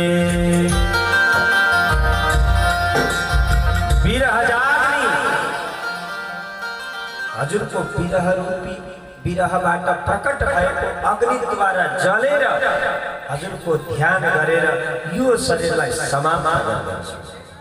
त्यसले फाइदा के? फाइदा छ। हामीहरूले हजुरको पद पाउँछौँ। शास्त्रले त्यही भन्छ, अन्तिममा जे सोचेर मर्छ त्यही भन्छ। आज यत्रो हामी बहुसङ्ख्यामा हजुरको चिन्तनमा डुबेर जब मर्छौँ, हामी भोलि गएर यति कृष्ण हुन्छौँ र प्रभु हजुरले पनि अन्तिममा हामीहरूलाई याद गर्नै पर्छ, गर्नुहुन्छ। अनि हजुर बनिनुहोला गोपी, त्यति बेला हजुर एक्लै, हामी बन्छौँ कृष्ण यति धेरै। अनि अहिलेको बदला त्यति बेला हामी उठाउँछौँ। सरासर या त हामीहरूलाई स्वीकार्नुहोस्, शरणागति प्रदान गर्नुहोस्, अन्यथा फेरि यसको लागि आफूले आफूलाई तयार राख्नुहोस्। यसरी अनेक प्रकारका संवाद पश्चात रासको योग्यता देखेर भगवान श्री कृष्णले आदि गोपाङ्गनाहरू गोपीहरूसँग ब्रजवनिताहरूसँग नित्य रास प्रारम्भ गर्नुभयो। यो क्रममा पनि भनिन्छ कामदेवको पनि यहाँ प्रवेश गर्ने इच्छा चाहिँ नगरेका हैनन्, आउन चाहिँ खोजेका थिए, तर भगवान श्री कृष्णले स्तम्भित गरिदिनु भयो। उसले केही गर्न सकेन। अनि रास प्रारम्भ भयो। बीचमा गोपीहरूको मनमा कता कता अलिकति अभिमान पनि आयो कि हामीहरूले जस्तो चाह्यौँ कृष्णले त्यस्तै गर्दैछ। हाम्रो अन्तरमा त्यस्तो एउटी गोपीको मनमा मान भयो भनेको छ। यहाँ एकाध भनेर सम्बोधन गरेको छ। विद्वज्जनहरूले भन्दाखेरि उहाँ राधा रानी हुनुहुन्थ्यो भनेर भन्नुहुन्छ। मान र अभिमान, अभिमान भनेको मैले जस्तो चाहने त्यस्तै हुनुपर्छ अथवा हुँदैछ, मैले चाहेर। मान भनेको कि मेरो प्रियतम, मेरो स्वामी मसँग पनि उत्तिकै त्यही व्यवहार गर्छ अनि अरूसँग पनि त्यही व्यवहार मेरै अगाडि असह्य हैन, केवल मेरो अधिकार हुनुपर्ने यो मान। ती दुवैलाई परिशमन गर्नको निमित्त भगवान त्यहाँबाट अन्तर्हित भएर जानुभएको छ। अन्तर्हिते भगवते सहसैव व्रजाङ्गना। जति बेला भगवान अन्तर्हित हुनुभयो ती ब्रजवनिताहरूको परिस्थिति कस्तो भयो अरे भन्नुहुन्छ। कुनै समूह हात्तीको समूहबाट एउटा हात्ती एक्लै छुट्यो, काई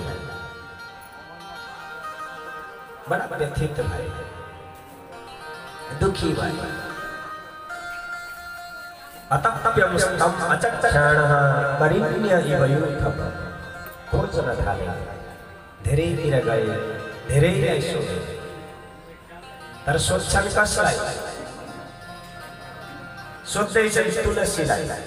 किन? भगवान श्री कृष्ण की परम प्रिय हुन् त तुलसी। कच्चित् तुलसी कल्याणी गोविन्द चरण प्रिये सहत्वाली कुलैर्विप्र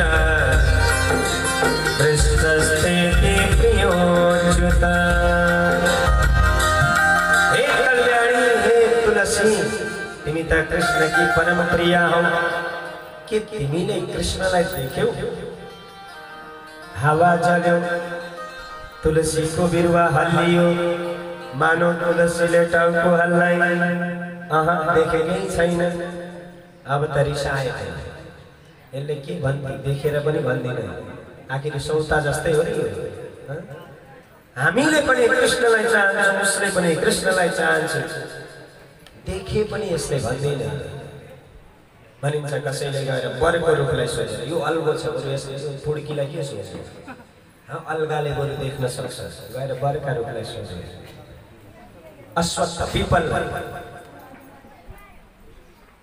उनले पनि हावा चल्यो पात हाल्यो नि मानौ देखेको छैन यस्ता अहङ्कारीलाई पनि के सोधिरहेको म भन्दा ठुलो कोही छैन भन्दै बसेछ मालत्य दर्शिव कश्चित् मल्लिके जाति युतिके प्रीतिको जनयम याता करस्पर्शेन माधवः मालतीका पुष्पलाई गएर सोध्छन् के तिम्रो हात तिमीलाई यसो सुम्याउँदै यहाँबाट जगदीश्वर जानु भएन मल्लिका नाम गरेको पुष्पलाई सोध्छन् कहीँ कतै उनीहरूलाई भेटेनन् लीला अनुकरण पनि गरेर हेरे कोही कोही कृष्ण बने कोही पूतना बने गोपीहरू अनि कृष्ण बनेका गोपीले पूतना बनेका गोपीलाई मारेको नाटक गरे त्यो एउटा आत्मशान्तिको लागि तै यसो गर्दा चित्त बुझ्छ भएन जसलाई लिएर जानु भएको थियो अब यहाँ नाम नतोके पनि सन्तजनहरूको मान्यता सर्वेश्वरी राशेश्वरी श्री राधारानी भन्नुहुन्छ कि उहाँको मनमा पनि जब एकान्तमा भगवानले लिएर जानुभयो कता कता थोरै अभिमान यहाँ पनि हुन्थ्यो ईश्वरले मेरो मनको कुरा बुझेर आज मेरा लागि सबै गोपीहरूलाई छोडेर आउनु भयो मेरा लागि उहाँले पनि भन्नुभएछ अब जब मेरा लागि भनेपछि त मेरो चल्ने रहेछ भन्नुभयो ततो गत्वा मनोद्देशम् दिव्या केशवम् अब्रवीत् न पारयेऽहं चलितुम् न यमां यत्र ते मनः हे केशव यो भन्दा उता म हिँड्न सक्दिनँ चलितुम् न पारये जहाँ हजुरको इच्छा छ बोकेर लिएर जानुहोस् मलाई ल ठिकै छ नि त एवं उक्त प्रियाम् आह स्कन्ध आरुह्यताम् इति ततश्चान्तर्दधे कृष्ण सा वधू अन्वतप्यत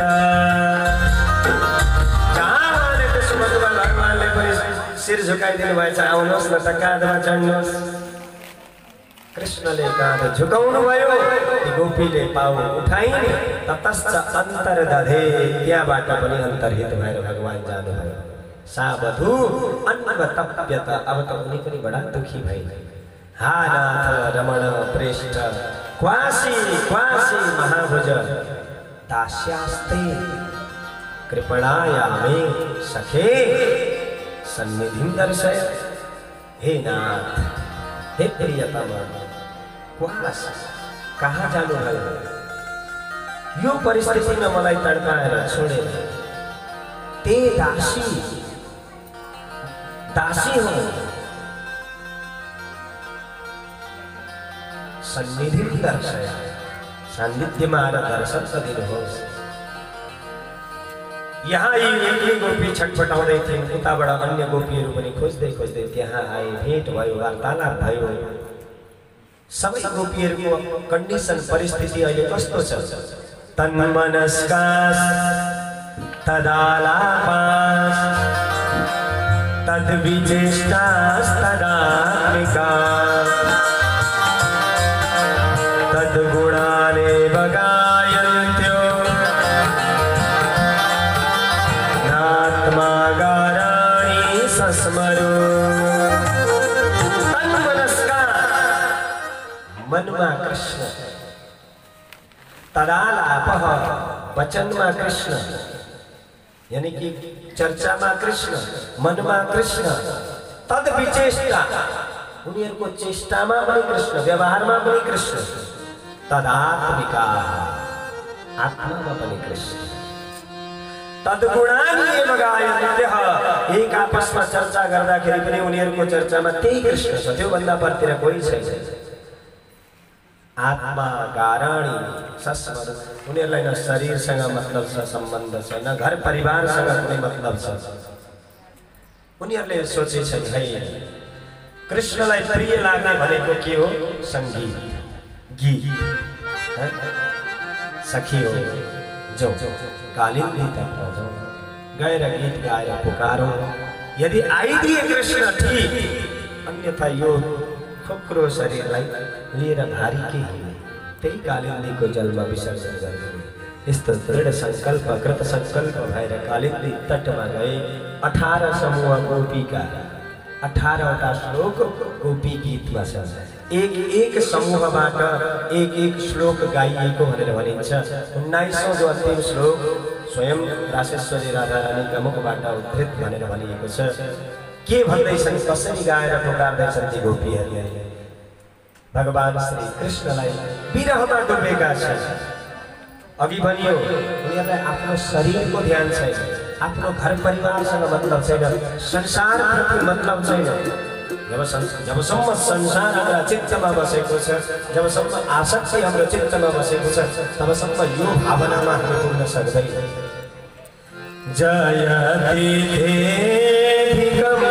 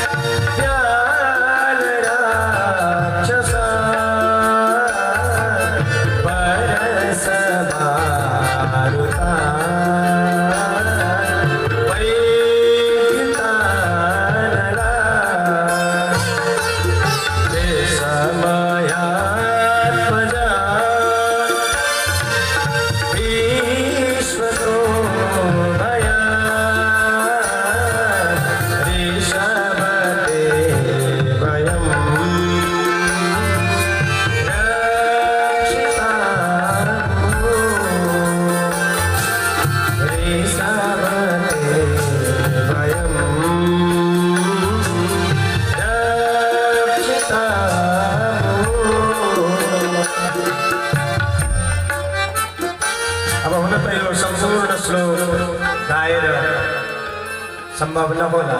यसको सार के भन्न चाहँदैछन् गोपीहरूले? गोपीहरू भन्छन् त्यही जन्मना ब्रजः वैकुण्ठादपि अधिकं जयते। आज वृन्दावन यो ब्रजलाई दुनियाँले मानेको छ, शिर झुकाएको छ, सम्मान छ आज वृन्दावनको। यसमा वृन्दावनको आफ्नो महत्त्व होइन प्रभु, त्यही जन्मना। हजुर यदि यो दुनियाँमा यो वृन्दावनमा नआइदिनु भएको थियो भने वृन्दावनलाई चिन्थ्यो कसले? आज वृन्दावन चिनिन्छ कृष्णको कारण होइन त? हे दैत्य, हे प्रियतम हिजो सम्म त हामीहरूलाई लाग्थ्यो कि हामी हजुरका हजुर हाम्रो हो, हामी हजुरका हो, हजुर हाम्रो हो। तर आज यो हजुरको वातावरण यो व्यवहारले नि यसरी एक्लो जङ्गलमा छोडेर तडपाएर चाहिँ लुक्नु भएको छ। यस्तो लाग्न थाल्यो हामीलाई हजुरले आफ्नो मान्नुहुन्छ त्यो त भन्न सकिँदैन, तर हामी चाहिँ हजुरका हो है, आफ्नो तर्फबाट हे प्रियतम भिक्षु नपत्याइ हेर्नुहोस् त तावका हामी हजुरका। गोपीहरू खोज्दैछन्, चारतिर खोज्दैछन्, केही न केही यिनीहरूलाई चाहियो होला। होइन होइन होइन, हामीहरूले त कुनै कृष्णलाई खोजेको होइन, केही चाहिएर खोजेको होइन। अशुल्क दासी हामी त शुल्क रहितका दासी, हामीहरूले खोजेको त हाम्रो प्राण जो हजुरसँग छ।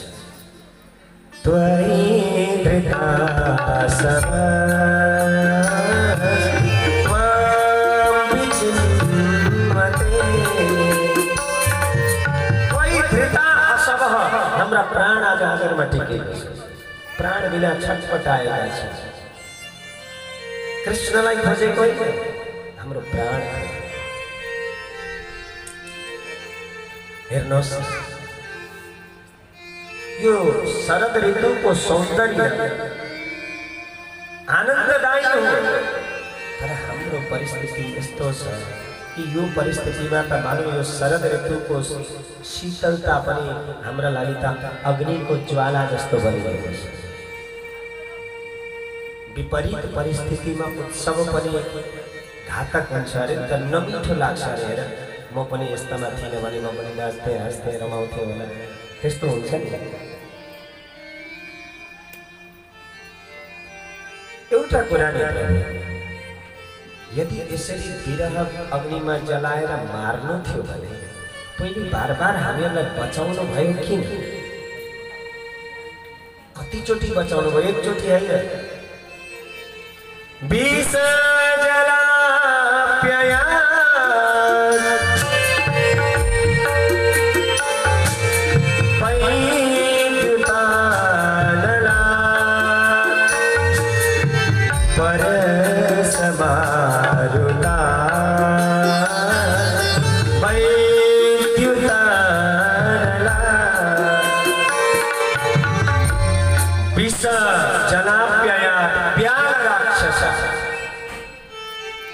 विषबाट बचाउनु भएन कि? त्यो हावाहुरी आँधी तुफानबाट बचाउनु भएन कि? अनेक प्रकारका ती असुरहरूबाट बचाउनु भएन कि? किन के अहिले आएर यसरी मार्न? त्यति बेला मर्न दिएको भइसकेपछि यो बेकारमा यो दुःख त देख्नु पर्दैन थियो। यो हजुरको यो व्यवहारले त यस्तो जनाउँछ प्रभु, न खलु गोपिका नन्दनो भवान, यशोदा नन्दन होइन कि जस्तो लाग्छ। यशोदा यशम ददाति, जसले अर्कालाई यश दिन्छन्, स्नेह दिन्छन्, त्यस्ती आमाको यस्तो निष्ठुर संसार। न खलु गोपिका नन्दनो भवान। अर्की सखीले भने एकदम ठीक हो, केवल कृष्ण यशोदा नन्दन होइन सखी, को हो त? अखिल देहिना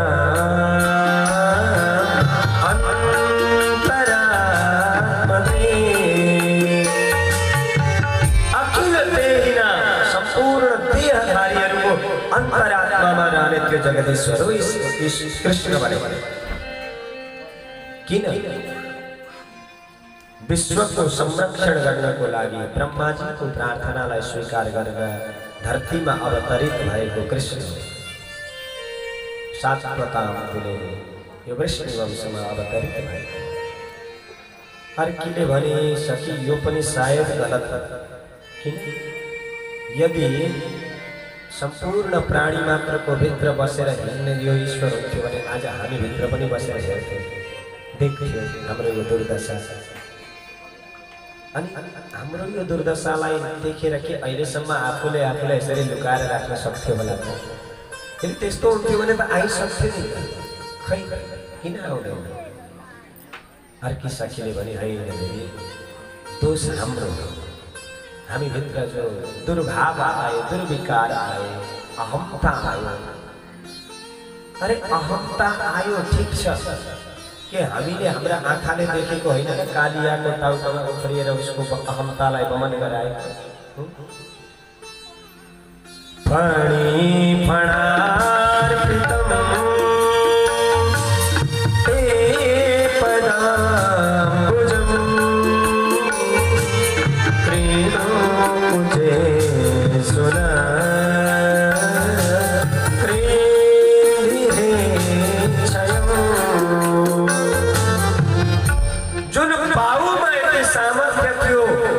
कालिया को विष बमन गराउन सक्थ्यो। अनि हाम्रो साधारण हामी त जीव हौं, संसारी हौं, होला चित्तमा विकार आयो होला, विकृति आयो होला, दुर्भाव आयो होला, काम वासना आयो होला, अथवा अभिमान आयो होला, मद आयो होला, घमण्ड आयो होला।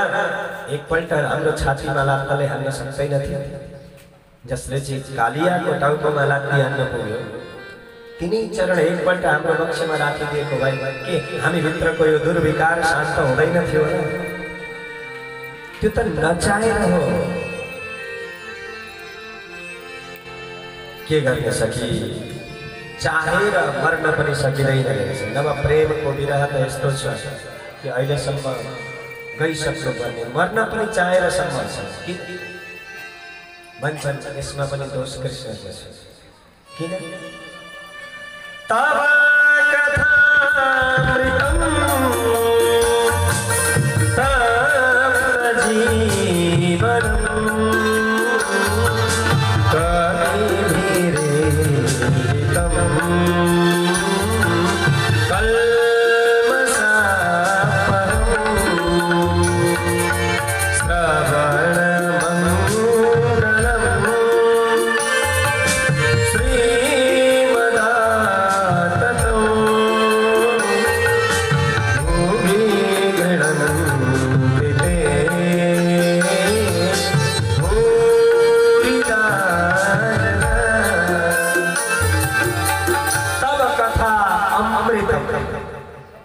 जसले जीवनमा कृष्ण कथाको अमृत पान गर्यो त्यो चाहेर पनि कसरी मर्न सक्छ? तप्त जीवन कस्तो छ त्यो कथा। दुखी जीवन जिउँदै गरेका जीवात्माको जीवनमा आनन्द भरिदिनेवाला त्यस्तो कथा हामीहरूले पान गरिसकेका छौँ।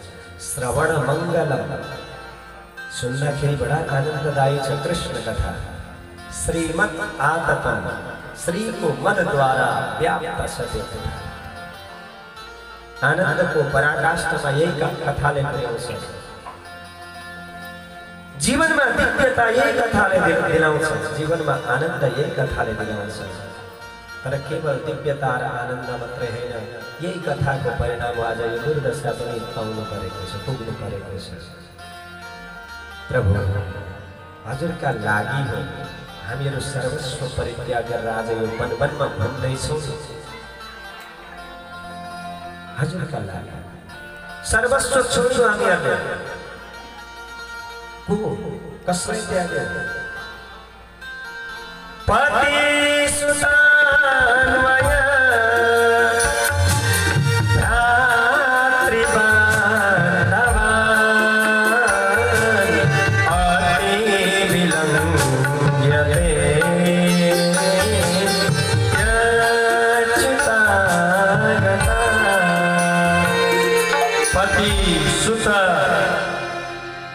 अन्वय रात्रि बान्तमा त्यागेर अनि हजुर हामीलाई त्यागेर जानु हो।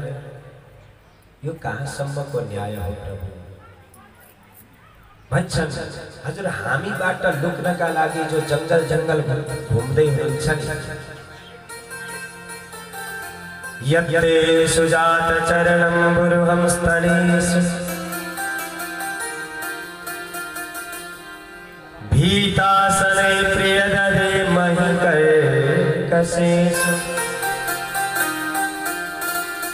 जसका यी कोमल पाउलाई हामी हाम्रो वक्षमा राख्न डराउँछौँ, हाम्रो कठोर वक्ष ती कोमल पाउमा असर त गर्दैन। अनि ती कोमल चरणहरूद्वारा आज जङ्गल जङ्गल घुम्दै हुनुहुन्छ नि प्रभु। तेन अटबिन अटसी अटबिन जङ्गलमा घुम्दै हुनुहुन्छ। हजुरका पाउमा काँडाले घोच्ला, ढुङ्गाले पिचाउला, हजुरलाई थाहा नहोला, तर ती चरण त यहाँ छन् प्रभु। चोट त्यहाँ लाग्छ, पीडा यहाँ हुन्छ। त्यसरी आफूलाई चोटिल बनाएर हामीहरूलाई पीडामा नडुबाउनुहोस्, आइदिनुहोस्। इति गोप्या प्रगायन्त्य प्रलपन्त्यश्च चित्रधा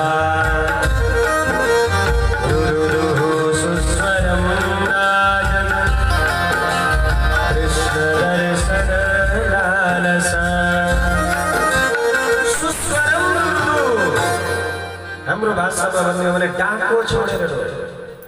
कृष्णलाई यसरी रोए। कसका लागि रोएछन्? के संसारको धन सम्पत्ति चाहिएर रोएका हुन्? होइन, ईश्वर चाहियो, परमात्मा चाहियो। किन? यी त महात्मा हुन् नि त। महात्मालाई दुनियादारीसँग मतलब हुँदैन। ऊ यदि रुन्छ भने पनि उसका लागि रुन्छ, यसका लागि हुँदैन। उनीहरूलाई त आफ्नो शरीरसँगको पनि मतलब छैन। जहाँ यसरी विरहमा डुबेर गोपीहरूले पुकारा, भगवान पनि आउन बाध्य हुनुभयो, आउनुभयो। तासाम आविर्भूत सौरी स्मयमान मुखाम्बुज पीताम्बरधर स्रग्भि साक्षात् मन्मथ मन्मथ।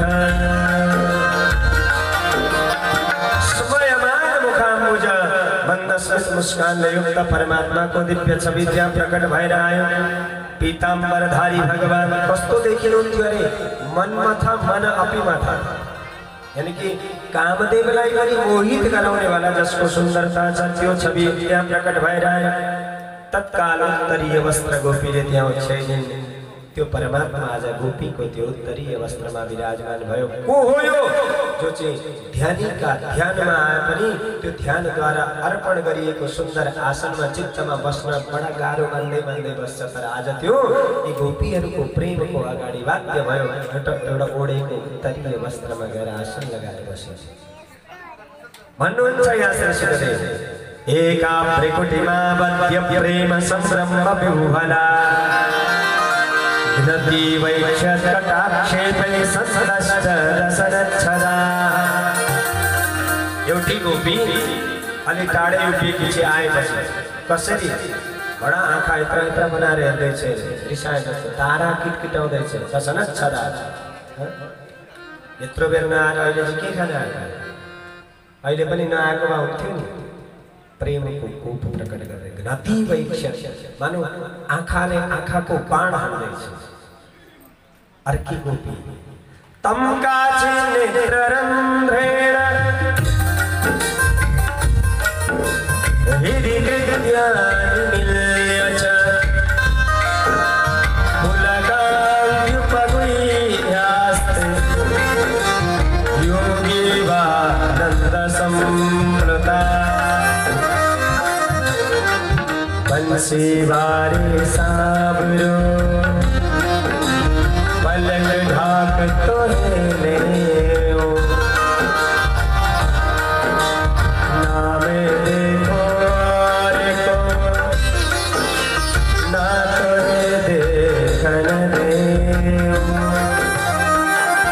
एउटी गोपीले हेरी छे, आँखा नजिकै धेरै बेर हेरी हेरी हेरी हेरी हेरी हेरी कृष्णलाई टाढैबाट अनि हतार हतारका चिम्ली गरी, मतलब नेत्र रन्ध्रेण, नेत्रका द्वारबाट हृदयकृत्वा कृष्णलाई हृदयमा लगे हेरेर यो आँखाको बाटोबाट भित्र हृदयमा पुर्याए।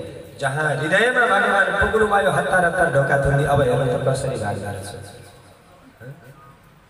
जिन्दगी भरिको रूपमा आँखा उगार्दैन, दुनियाँ हेर्नु छैन, तर तिमीलाई पनि अब भाग्न दिन्न। यसरी प्रेमको कोप प्रकट गरे।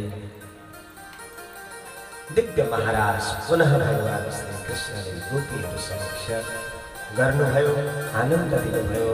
साधन सम्पन्न तृप्तात्मा जीवात्मा पुण्यात्मा महात्मा दिव्यात्माहरूलाई प्राप्त गरेर परमात्मा पनि परम प्रसन्न हुनुभयो। जहाँ भगवान शङ्करजी पनि आएर गोपी बनेर आएर नृत्य गर्नुभएको छ, भगवानको यो लीलामा रमाउनु भएको छ। रेमे रमेशो ब्रज सुन्दरी भीर यथार्भक स्व प्रतिबिम्ब विभ्रम। कस्तो हो यो लीला? मानौ यथा अर्भक, अर्भक भनिन्छ संस्कृतमा बालकलाई, स्व प्रतिबिम्ब आफ्नो छायालाई हेरेर रमाउँछ अरे। छायाले जसो जसो ऊ हल्लिँदा त्यो छाया पनि हल्लिन्छ अनि ऊ सँगसँगै नाच्छ।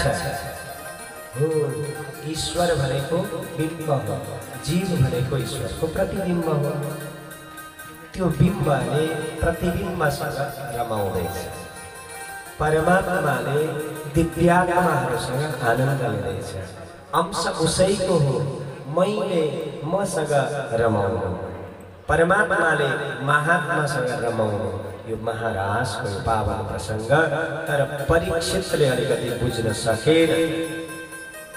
सोधे कि संस्थापनाय धर्मस्य प्रशमाय तनस्य च अवतीर्णो हि भगवान अंशेन जगदीश्वर।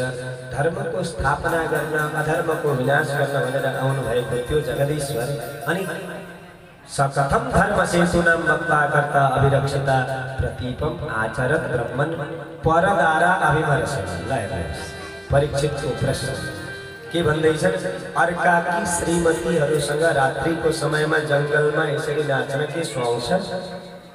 अझै पनि भन्दैछन् अर्काकी श्रीमती, जबकि के भगवानको कोही अर्काको छ? के ती नारीहरूभित्र त्यो कृष्ण छैन, त्यो ईश्वर छैन? दुनियाँमा त ईश्वरभन्दा पतिर अर्काको कोही छँदै छैन। सर्वत्र समभावले त्यो ईश्वर छ। तर परीक्षितको हेराइ साधारण संसारी हेराइ भयो। संसारी नजरले हेर्ने हो भने यो आफ्नो अर्काको हुन्छ, तर ईश्वरीय नजरले हेर्ने हो भने त ईश्वरभन्दा पतिर दुनियाँमा को चाहिँ छ त ईश्वरभन्दा बाहिर, होइन त? जुन दिन ती नारीहरूभित्रको कृष्ण पनि निस्किन्छ त्यो दिन त त्यो खोक्रो शरीर लगेर टोलिदिने हो, डढाइदिने हो, त्यसको पनि काम छैन। त्यो शरीर चल्दैछ कसरी भन्दा त्यही कृष्ण छ अनि नै चल्दैछ। त्यो कृष्णको लागि अर्काको भन्ने शब्द छैन। धेरै उसलाई भन्नु भएन। यही हो, एउटाले 12 वर्षसम्म एउटा ढुङ्ग्रामा हालेको थियो एउटा केही चिज सोझो पार्छु भनेर, होइन? अनि 12 वर्ष पछाडि अब चाहिँ सोझ्यो कि भनेर यसो निकाल्दा त उस्तै भयो।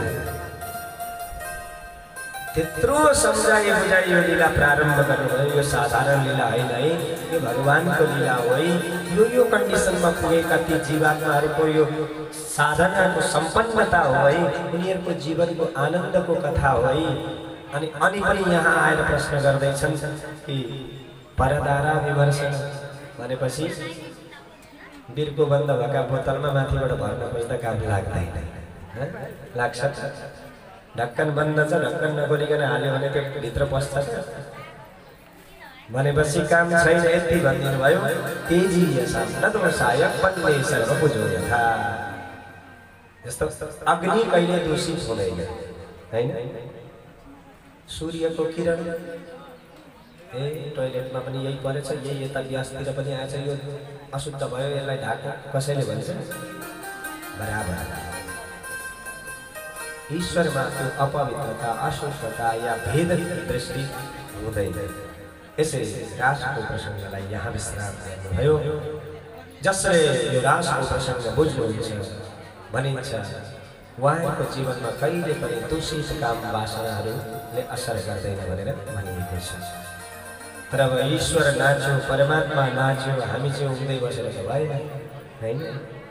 जीवात्मालाई पाएर परमात्मा रमायो भनेपछि हामी पनि त एकछिन त रमाउनु पर्यो नि त। होला मन रमाएको होला, आत्मा रमाएको होला, तर अहिले त हामी शरीरबाट आत्मा निकालेर बसेका छैन, यहीँ भित्र छ। त्यसैले यो शरीरलाई पनि अलिकति हल्लाएन भने अलिकति यसो गरेर तल सार्नु अरे कि अनि मात्रै माथिबाट पठाउने अरे।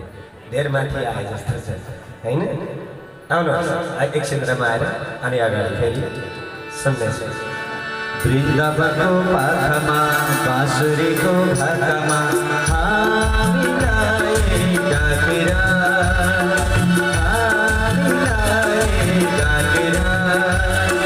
रासत खेलौँ हाँसेर रासत खेलौँ हाँसेर